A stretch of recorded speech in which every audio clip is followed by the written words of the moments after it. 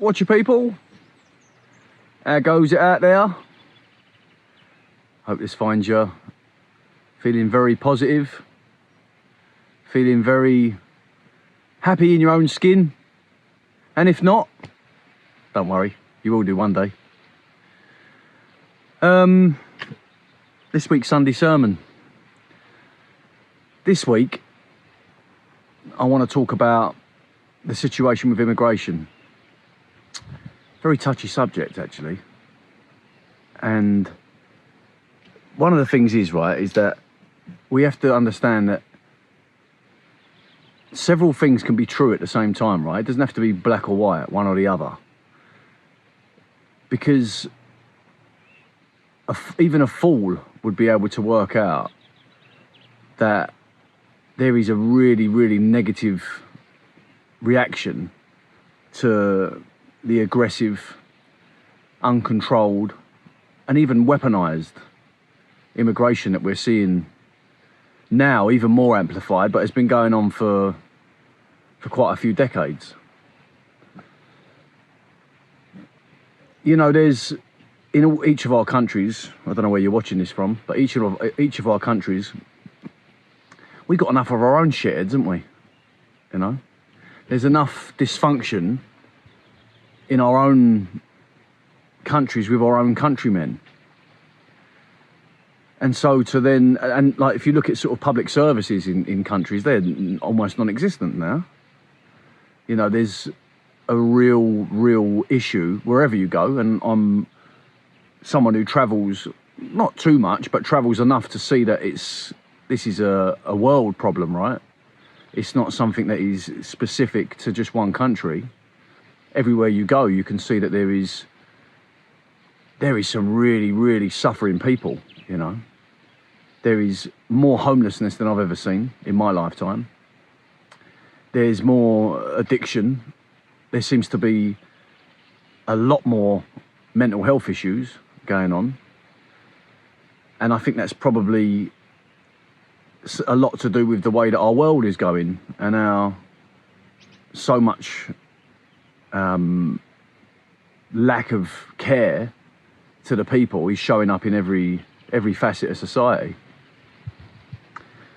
So once you've got countries like that already, where they're at the breaking point of almost, you know, mayhem themselves, to then introduce loads more vulnerable, impoverished people to the situation, to the melting pot, it just creates even more, it just amplifies all the issues, doesn't it? It concentrates the dilemma.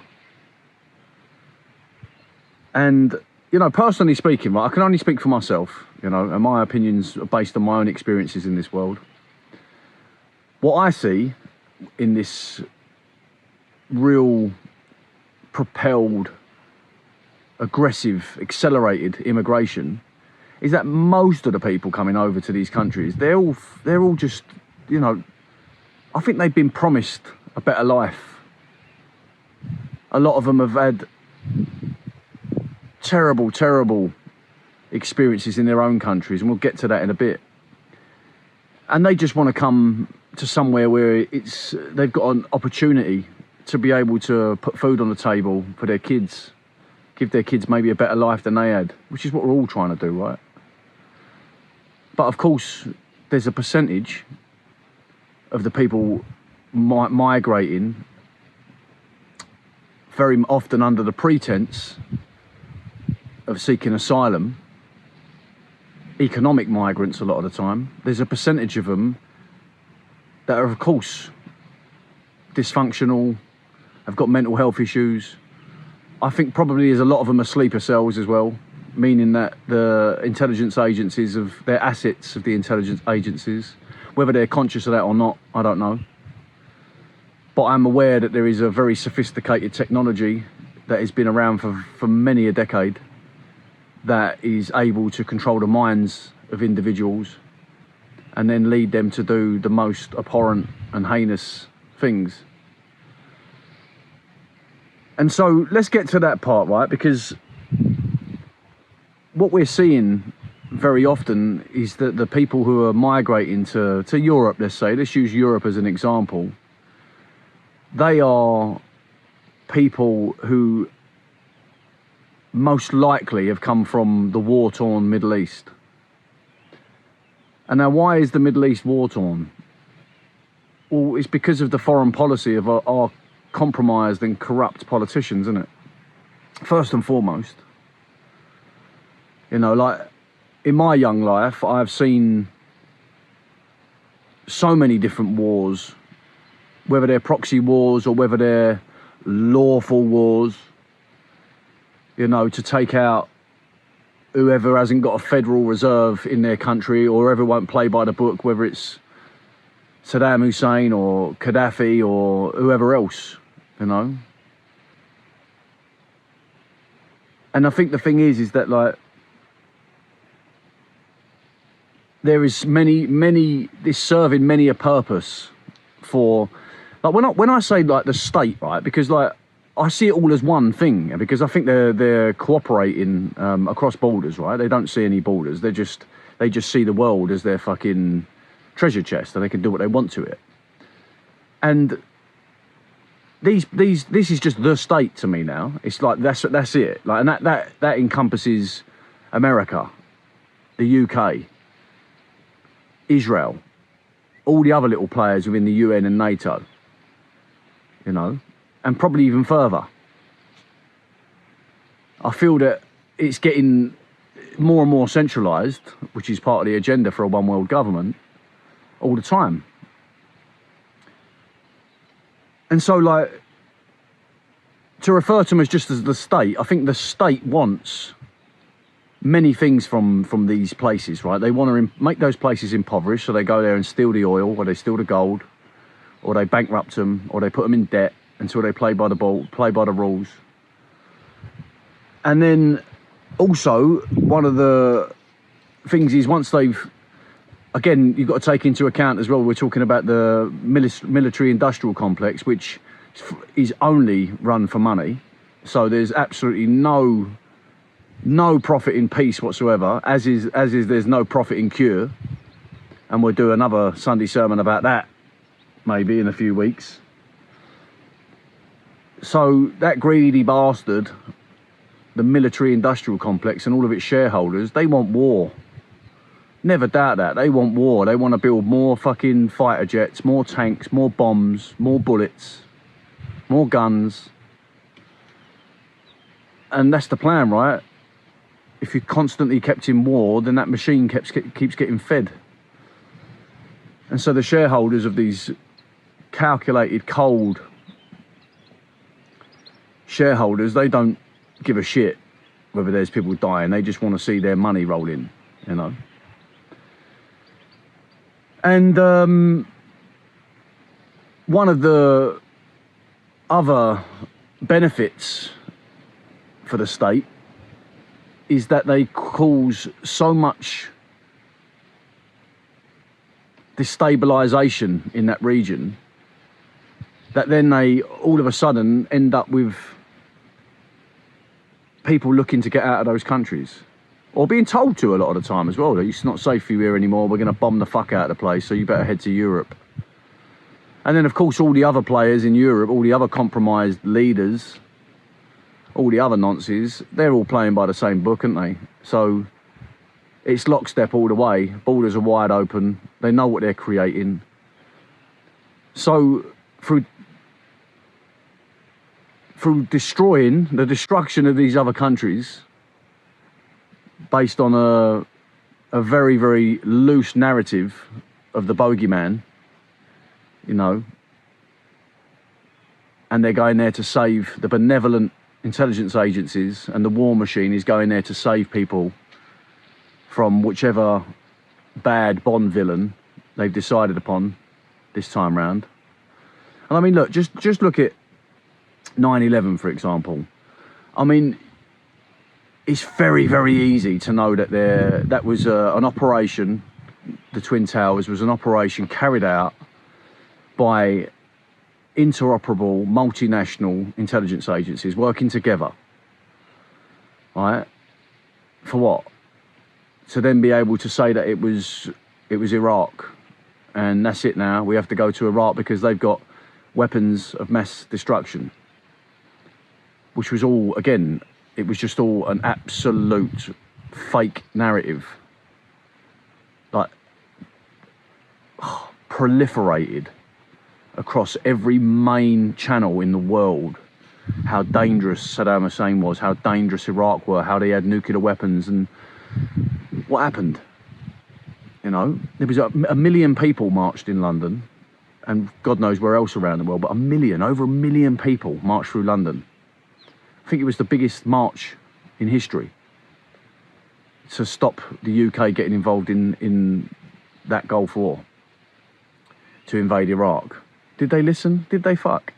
Because they're already reading off the script. It could have been 10 million people.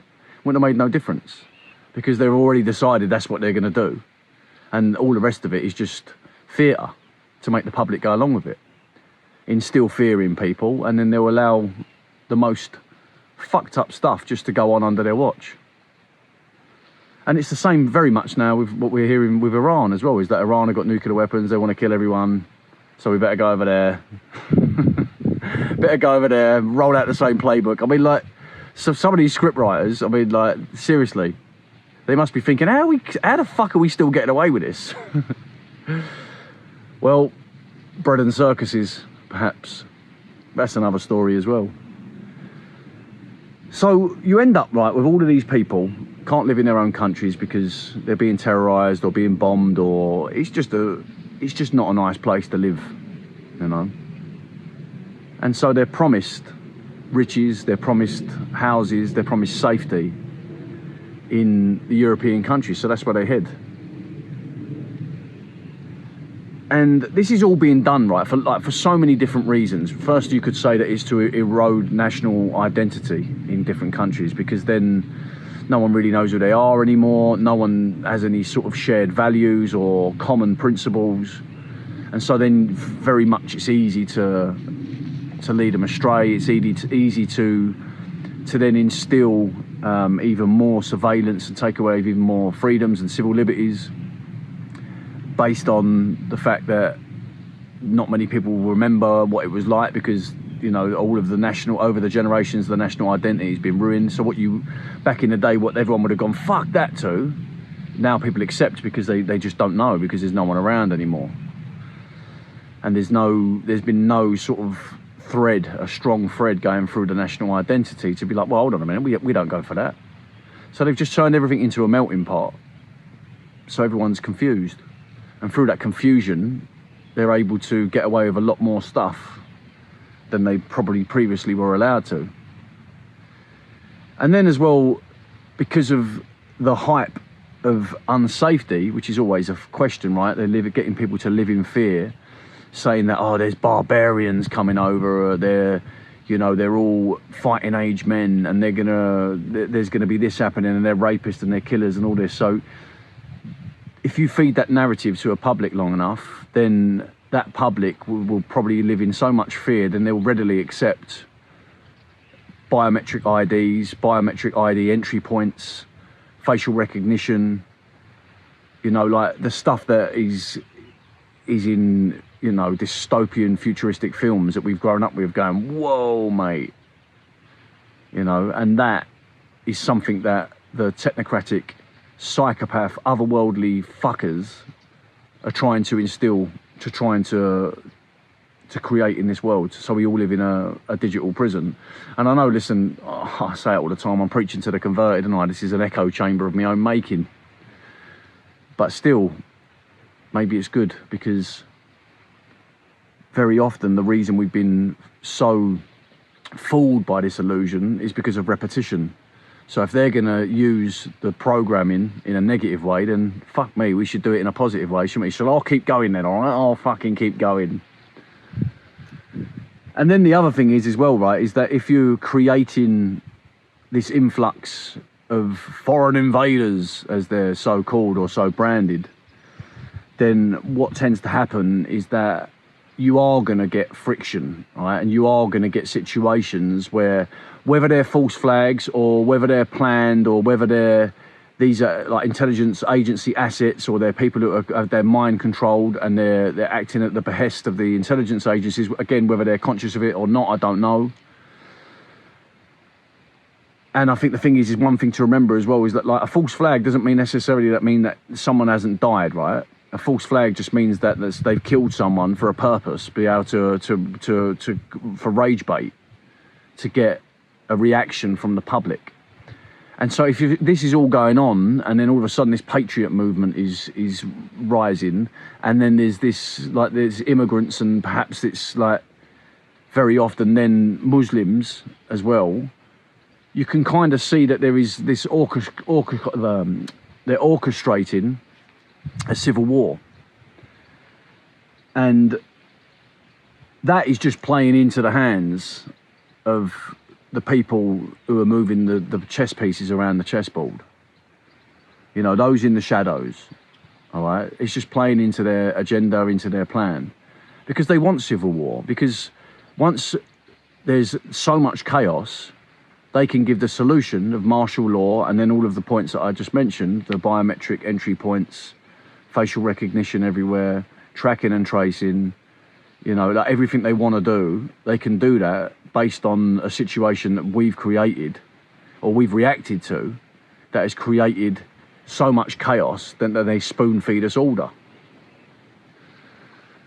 And so like all this is going on, right, and it don't make it any fucking easier for people, and I get that, I really get that, you know. I'm not immune to it, you know. I'm not just sitting here with my head in the sand and like sitting in this fucking, looks like I'm in a green screen, doesn't it?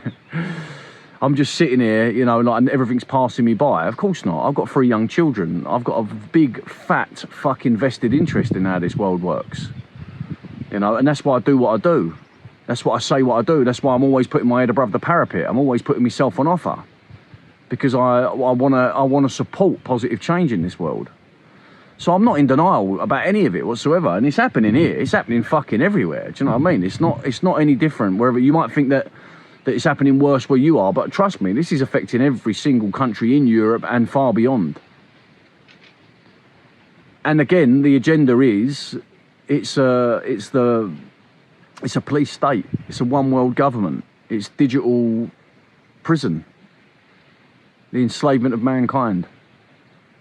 And it's never going to happen because it's a fool's errand. I mean, it's like almost like they're so arrogant.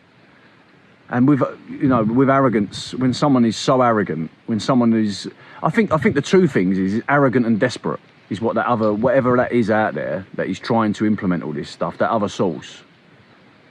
It's arrogant and it's desperate. And they're two things that make people slip up. If you're sitting at a poker table, which is highly based on psychology, yeah, highly based on psychology and nuance, and there is someone at that table who's desperate and arrogant, they're fucked. Honestly, you can pick them to pieces. And that goes with everything as well, right? Absolutely everything.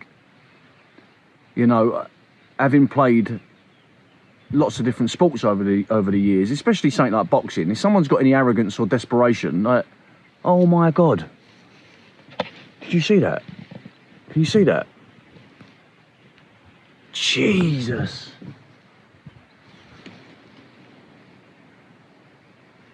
Oh, that was a beautiful big eagle. It just went over my head. Oh, well, that's a nice sign, isn't it? Oh, that's made me feel good. God,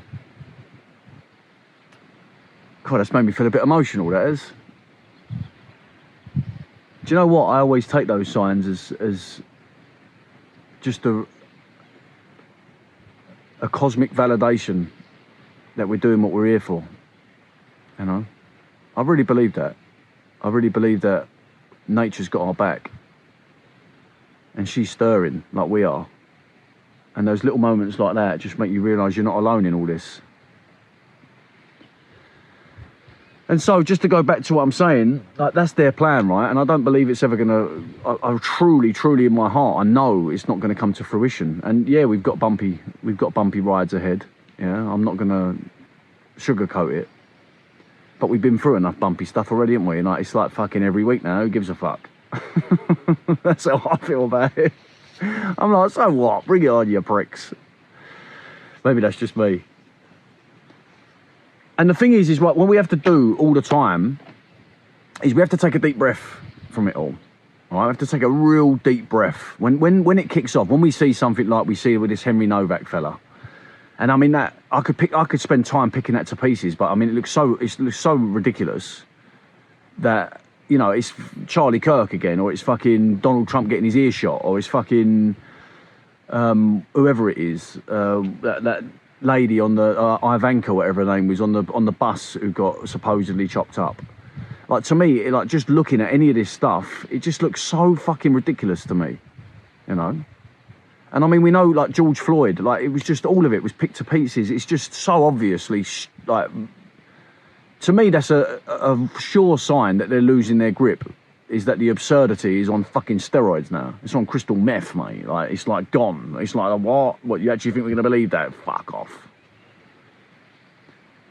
But the thing is that when it does come, because it's going to come thick and fast, isn't it? They got psyops planned from fucking here to Christmas, mate. If you like opening an advent calendar on the run up to Christmas, just going, oh, there's another one. Oh, there's another one. I was hoping for a chocolate, but I've got a mass stabbing instead. And the thing is that, like, how we react to that is just everything. Because not only our reaction is gonna screw with us and our happiness and our joy and our reality, but on an energetic level, like, that's what we're putting out there as well. Is like, if we like, oh, overcome by fear and judgment and division and threat and suspicion and paranoia, you know, like, then none of that is something I'm happy to feel because of someone else showing me something on a phone or a fucking TV that I haven't got no idea if it's real or not, you know. So I think the thing is just to always come back to, like, what are we actually up against? We're up against a negative energy force. Star Wars. We're literally living in a Star Wars film, in a chapter of Star Wars. So, like, we're Jedis, by the way, just in case you didn't know. Hello there, I'm a Jedi. Nice to meet you, Jedi. And we're here to, you know, for the force of good. And I feel like that's the thing, is that I always say to myself, and I do it through, you know, I grip my teeth sometimes, and listen, do you know what? Like, I'm not immune to any of this. Like I just said, like, I had fucking 2 really tough days. Yesterday, I was absolutely zapped. And I've had some personal stuff going on for the last few weeks with my old lady, and that's very difficult, mate, because she's not been well, like, proper difficult. And today, I've had to really, really feel, you know, again, like, fucking hell, I'd like to just stay in bed and pull a quilt over my head. No, an anvil. That's what I'd like to pull over my head, an anvil. Or a fucking, I don't know, bag of fucking bricks. But the point is that, like, it passes, doesn't it? You know, I treated myself to just a nice family day today. Went to the beach. As soon as I'm in the sea, it's my happy place. And I feel it all washes off me. And I feel all right again now, you know. So it's only temporary, isn't it? So we're all going to have those days. And it's just important to come back to what we really are, isn't it? And what we're here for. You know, we've all answered the calling, whether you know it or not. Like, even just listening to this, watching this video, being part of our project, you know, doing good in the world, being kind in the world, being compassionate in the world, being strong in the world, you know, being definite about the shit you're not willing to take. You know, that's the calling. And so, like, when it comes up again, I just think we should all just take a step back, take a big, deep breather and just go, no, who is this, this psyop I've just watched, who is that serving? Whose interests is that serving? Because while we're all down here fighting with each other, we've taken our eye off the people who are really accountable. And the more that we can claw that back and more people start to go, oh, fuck off, that's theatre, mate, fuck that drama. The more of us that do that, it's steadily going to build to a point, it becomes tipping point, and then that's it. And then I think we actually start to go systematically about holding these people accountable, if they are even people, whatever they are. But I just feel that in the same way that we're going to start growing as a force of good, as we do that, we'll take practical steps to rid our world of these people, especially taking them out of power. But I also feel like the other source which is controlling them, they can't live here anymore. Because the vibration of this planet is becoming too fucking high for it. We're becoming too high for it. We're becoming too strong. We're almost becoming impenetrable. So I just remember all that, innit? Like, just remember it. Even on your dark days, remember what you really are, mate. A multi-dimensional being of light, you know, infinite light. You know, like that can't even be fucking argued. Like even science has backed that up now. So I think it's a really, really good thing to keep close to your chest. And it often allows me, when I'm interfacing from that place, not to get dragged into the drama and to the theatre and this week's PSYOP. So I hope that helps. I'm gonna go now. I was gonna wrap it up anyway, but I'm gonna go now because I can hear 3 little monkeys coming along, and they're gonna take all my focus away. So I hope you enjoyed this week's Sunday sermon. I know it's a bit of a somber subject, but at the end of the day, we're going to be faced with more and more of this, and so it's good to cement our values and who we are, our level of discernment, to really, really make that the foundations of how we show up in the world. So enjoy the rest of your Sunday, and tonight's MYGA. It's not Sunday. I always say that it's not Sunday, but Neil's like, you have to get it to me today, you know? And I'm like, okay, Neil. Oh, bless him. I was meant to get it to him yesterday, but I was like, this week's Sunday sermon. So, I'm only joking, Neil. This week's MYGA, tonight's MYGA, if you're still here on a Sunday, you're watching this on a Sunday, is going to be about immigration. And so, if you've got an opinion or you want to discuss points, come along. You never know. It might be something quite fun for us all. All right then. Until next time. Adios.